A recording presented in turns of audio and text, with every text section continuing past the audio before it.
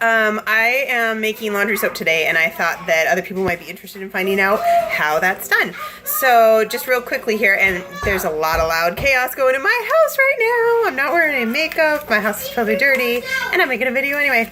So laundry soap is really, really easy. In the past, I've used Fells Naphtha, which is really easy to find. I know you can get that at Winco and stuff like that. But I've also found Kirk's Original Castile soap. And this is fragrance free. This one I really like because it doesn't have any scents to it. Fells Naphtha still has a pretty strong fragrance. So I got this at Natural Grocers, but I think I found it somewhere else too. Maybe Bi-Mart.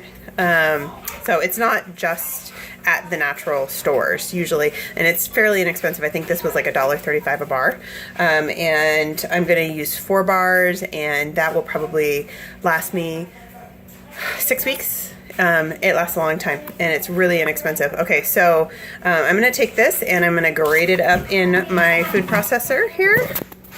Oh, I can't turn it around. I have to do it this way. Okay, so I put it in my food processor.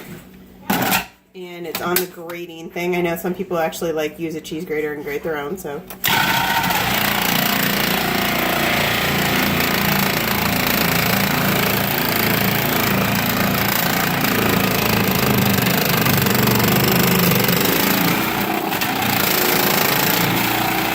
It's kind of being a pain. Usually it goes easier than that, but I usually also have multiples going. I'm trying to do one at a time. Let's try that direction.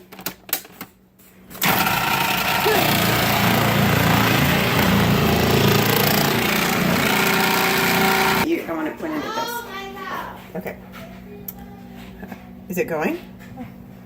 It's going. Okay, so it got almost all of it. There's a few little chips left. I'm going to go ahead and change out the blade because I don't melt mine down. Some people will make theirs into a liquid. I just keep mine a powder.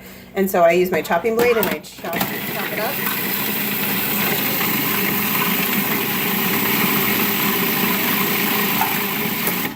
It's nice and fine, and then I'm going to use borax, and I use a half a cup of borax, and sometimes it comes out really clumpy, so I just squish it down.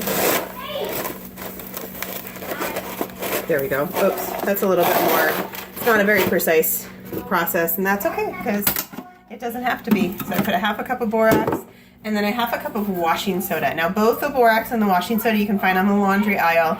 It's usually like up on the top shelf, and you almost won't even notice that they're there, and often it's right next to those Fells Naphtha bars of soap. You could even use Ivory soap. I've used Ivory soap before, but that has some fragrances to it too. And so for me, it's kind of convenient, which maybe sounds weird to think that I'm making something that's convenient, but to me it feels convenient. I prefer to be able to make something than to go out and buy it.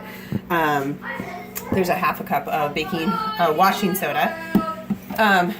It's convenient, it's so cheap, and I just feel really good knowing where everything's coming from. So I'm just gonna go ahead and chop that back up a little bit more.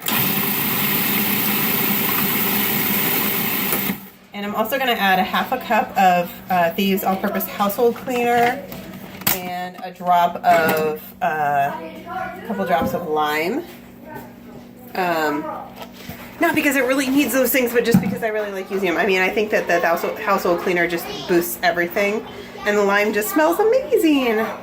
So we're gonna just put a couple drops of that in there and chop up.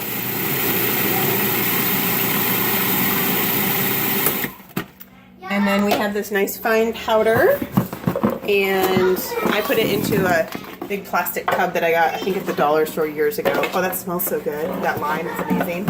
And I use this teeny tiny scoop, and I usually use like 3 of these scoops in each wash. It's probably the equivalent of, I don't know, 2 tablespoons. It's pretty tiny. So it doesn't really require a whole lot. And then I use vinegar as a rinse agent instead of fabric softener. So there's homemade laundry soap. I hope you guys try it out. It's pretty cool. See ya.